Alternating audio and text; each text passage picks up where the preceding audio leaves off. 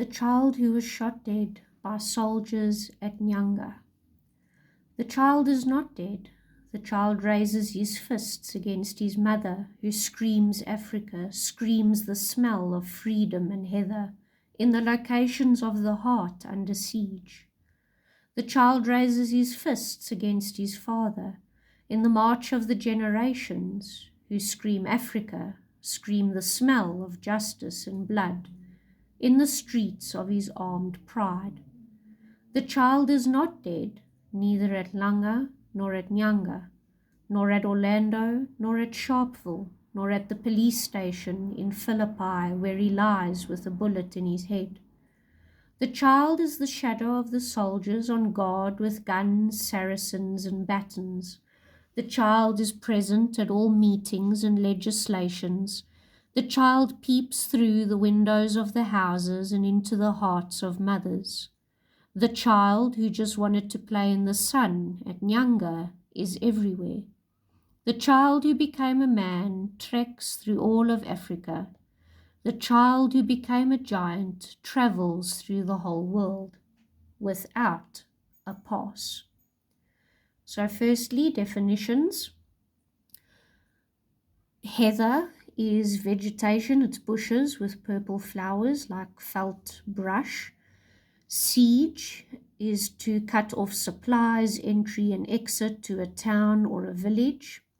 Saracens are six-wheeled armored vehicles, usually carries police and soldiers.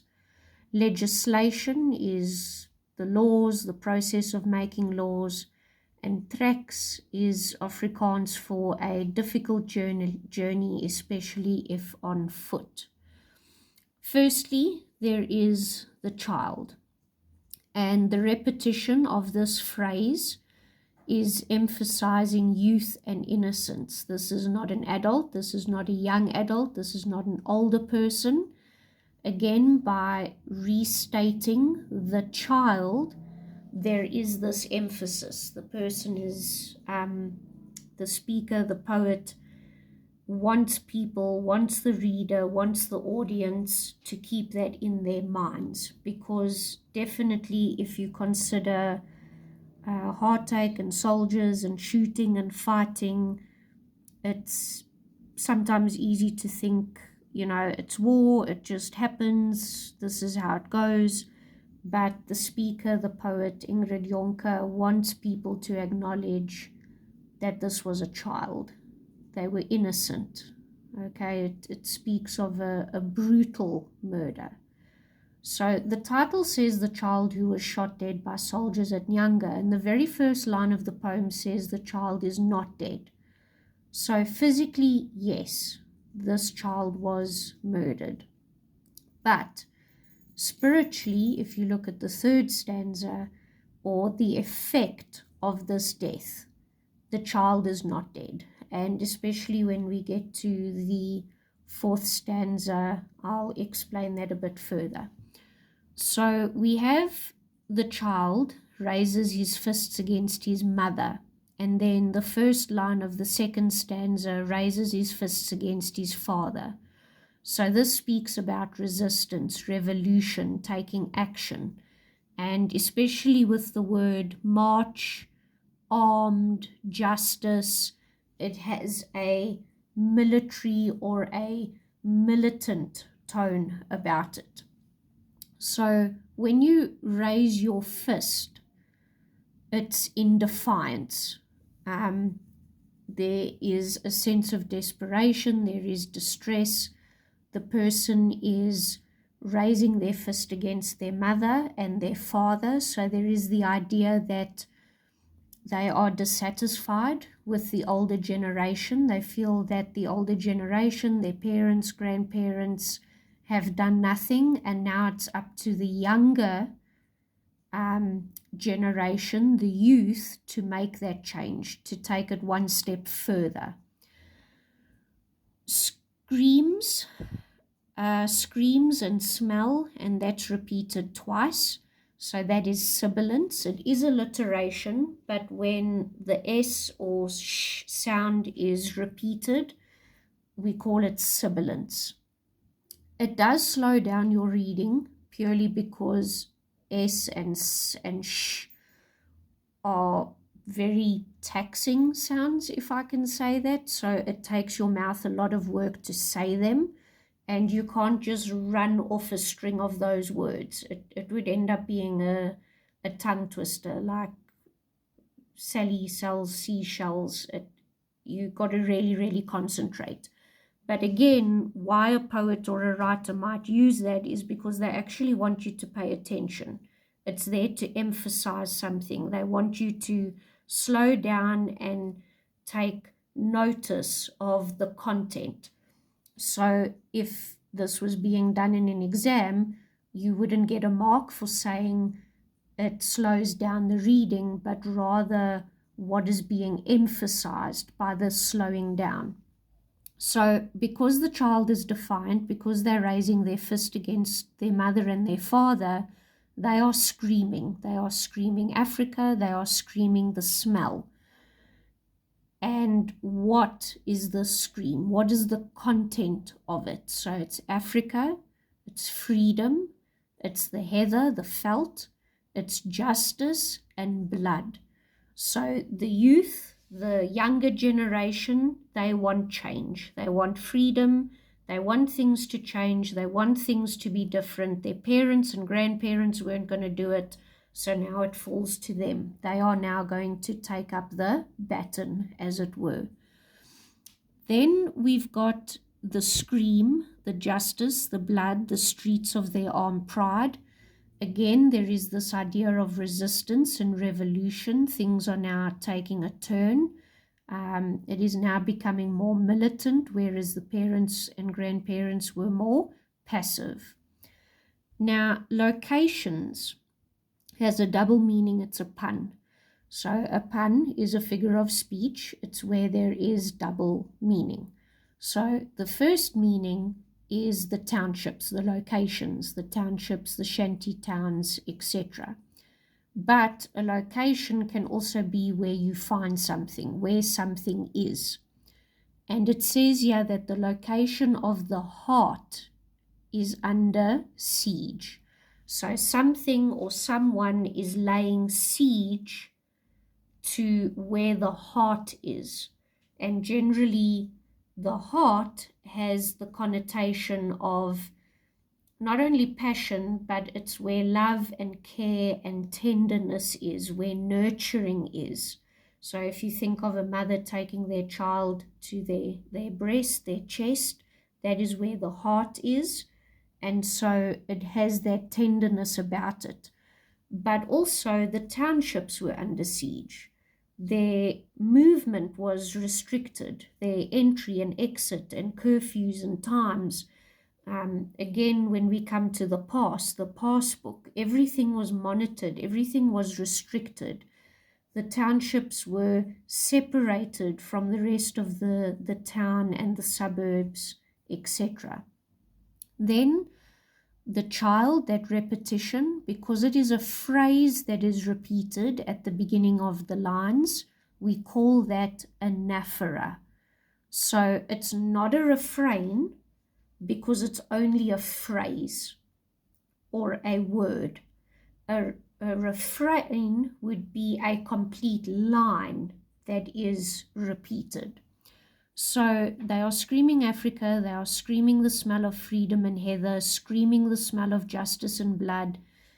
And that is another word. It's called synesthesia, where your senses are mixed. It's like seeing a smell, hearing a color, and that is synesthesia. So the senses are a little bit mixed.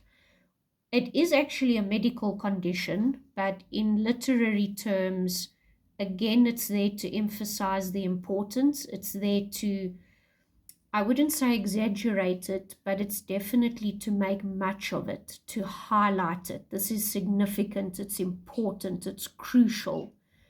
And essentially, it's become so bad, it's become so unbearable, they are so desperate that the senses, even seem to be crying out against the injustice.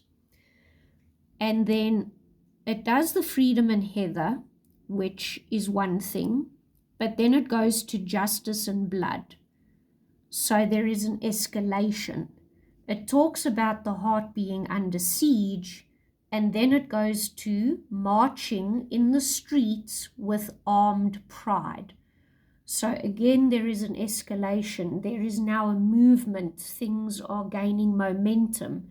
It's not just enough to peacefully boycott or sign a petition, get signatures. No, something active needs to be done. There needs to be actual physical action. There needs to be this defiance.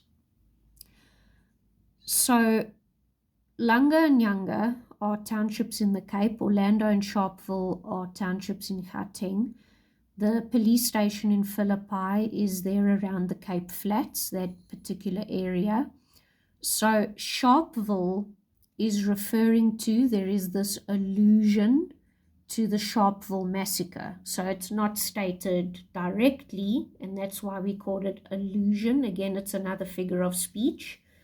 Same as the pun, same as the anaphora, same as the syllabants and the synesthesia, to that Sharpeville massacre, where he lies with a bullet in his head. Now, that is a very blunt statement. And again, it's there as a shock factor. It's there to ground the reader, to say that this is a child who is now lying in a police station with a bullet in his head.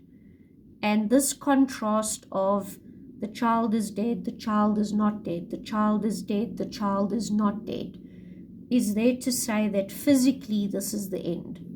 But the effect that this child's death has had is far-reaching. It's now spreading. It cannot be contained. So the child is the shadow of the soldiers. Now, shadows and darkness usually have a sinister connotation, so there isn't this freedom to be young and carefree and to run around and play, because it's done in the shadow of the soldiers. There is always this ominous feeling, this foreboding. Everything seems to be tainted. And the soldiers are on guard with their guns, the Saracens, and batons. So batons are those very, very hard rubber sticks. Another word for them is a truncheon, which they would use in order to beat back crowds.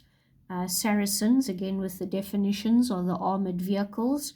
So this has now become a military thing. So it's not enough just to have police or riot police or anything like that. The military has actually been called in.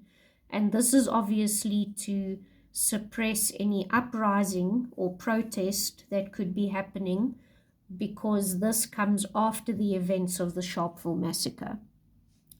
The child is present at all meetings and legislation. So this refers to political and other. So meetings would be the more informal, so groups of people meeting in the townships, in somebody's home, something like that. And then obviously in legislations where people are making laws and policies, because obviously the government tried to cover this up, but it didn't stop people talking about it. The child peeps through the windows of houses and into the hearts of mothers. So there is a sense of remembrance. So again, we have this repetition of the heart, and now it's of the mothers. So when the mothers look at their children, they are going to think back on this event. Peeps through the windows of houses. So it's everywhere, cannot contain the child, cannot restrict the child. The child who became a man. So this is now grown, figuratively speaking. So this hasn't just stayed locally. This is now going through the continent.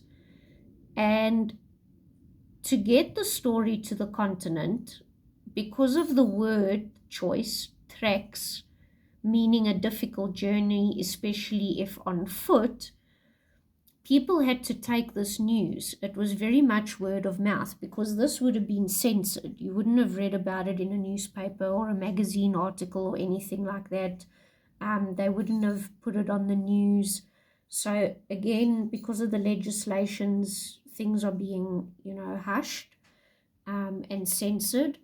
So it was difficult to get this message across because as people traveled, word of it would get around.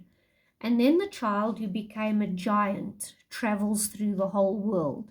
So even internationally, this definitely highlighted South Africa to the rest of the world. And I mean, of course, this is March 1960. Ingrid Jonker was a South African Afrikaans poet. So this was during the apartheid era, again, because of the reference of Sharpeville, Langa, Nyanga, station at Philippi. So it was tried to keep secret, but it couldn't. It got around. And again, because of the repetition of the child, that is why. This wasn't an adult. This wasn't another soldier. This is a child who was murdered. And that carries more weight to it in a sense, and it seems to have had more of an effect. And also it's tragic. It's very, very tragic. And then separately there is the line without a pass. Now immediately in any poem, when a line stands by itself, a flag should go off because that means it's significant, it's important. And because Ingrid Jonker wrote this poem to create awareness, to write about it, to sort of process her own thoughts and emotions about this, because she actually saw that child. So this is deeply personal. So it's an eyewitness event. And she also wrote this as a protest poem, to speak out against the government. And now this is kind of like a last jab. So she's telling it like it is. She's being very frank, very earnest. And then she says, without a pass.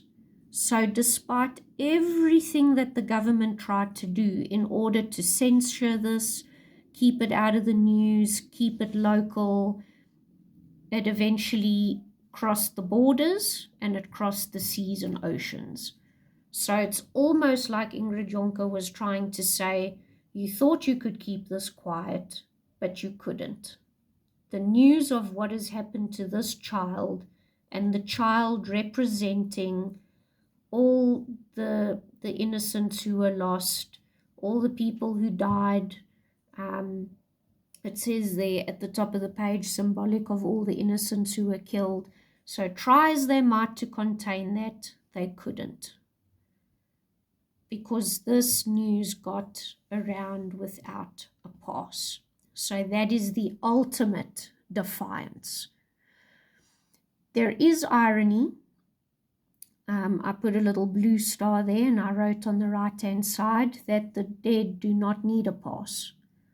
The dead don't need papers and documents and passbooks or anything like that. So again, through word of mouth, through eyewitness accounts, as it goes along the grapevine, people come to hear of it and eventually it spreads. You can't stop that. You can't stop people talking or writing or messaging or anything like that. So again, it's a last jab without a pass. I've also put there between stanza 1 and stanza 2 that there is a generation gap. It doesn't say the child raises his fists against his mother and his father.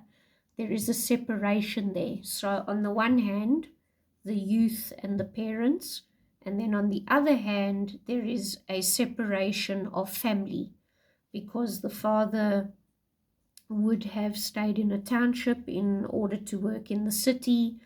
The mother and the children and the grandparents would usually be somewhere further off, or they would be in a rural area, or they might not be in the same compound. So they might be in a township in the city, but the father might have been staying with other men in a compound closer to work, especially if it was mining activities. So there is this separation of generations, but also of the family. There is a tone of passion. There is an inspiring tone in line 10, the streets of the armed pride. So they are proudly marching down the streets. This isn't passive anymore. They are taking action. There is passion there, the pride that they have, the dignity, etc. There is defiance and outrage, especially in the fourth stanza, peers through the windows and into the hearts, present at all the meetings and legislation. Child is everywhere, all of Africa, the whole world. Then there is also a tone of urgency, desperation, distress, and anger. So this is urgent. If you look, there are no punctuation marks. Again, this is free verse, so that brings about a sense of urgency. There's no time to write it down all neatly and make a rhyming pattern and sort out the stanzas. This is urgent. This thing has happened. People need to know about it. It needs to be documented before it's hushed up, or people are, told to keep quiet or threatened.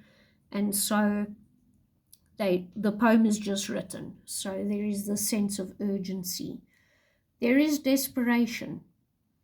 So raising the fist against mother, screaming, the locations are under siege. There is this desperation. The people are desperate. And then there's distress and anger. This is a child who was killed. The raising of the fists is very aggressive stance. There is distress because it was a child that was murdered. And the child is not named. So in a sense, it's more about what the child represented, what the child stood for, the metaphorical, the figurative. So yes, the individual child who died, that is important, will be missed, will be grieved. That was a tragedy. But because this is a protest poem, this has far-reaching consequences, this particular event, and it went across the continent and internationally. So it's not really about the individual. It's about who they represent, the groups as a whole. They were kind of in a very loose sense, the martyr, if you want to call it that.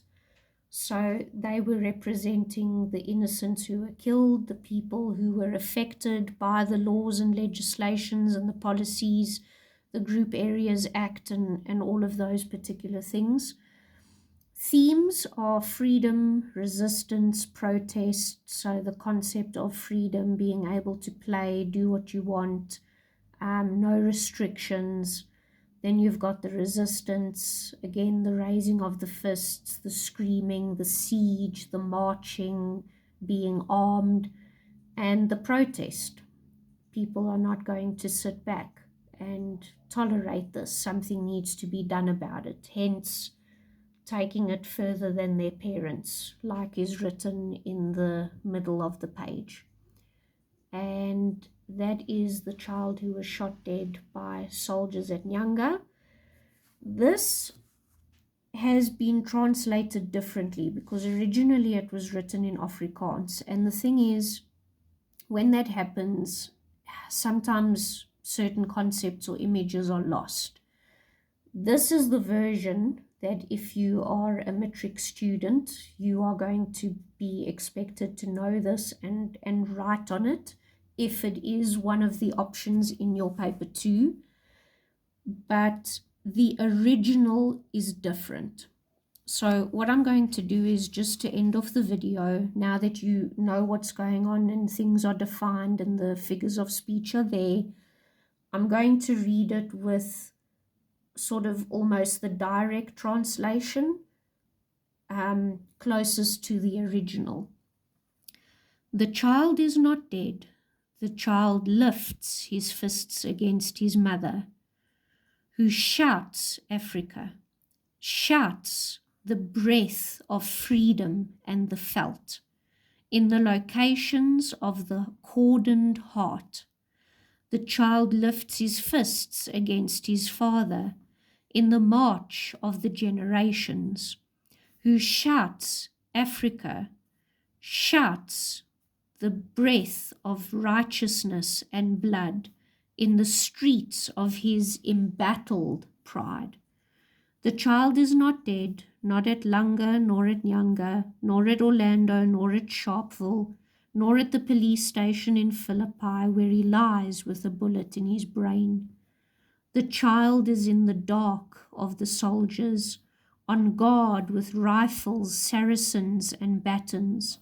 The child is present at all assemblies and law-givings. The child peers through the windows of houses and into the hearts of mothers. This child, who just wanted to play in the sun at Nyanga, is everywhere. The child grown into a man treks through all of Africa. The child grown into a giant journeys through the whole world without a pass.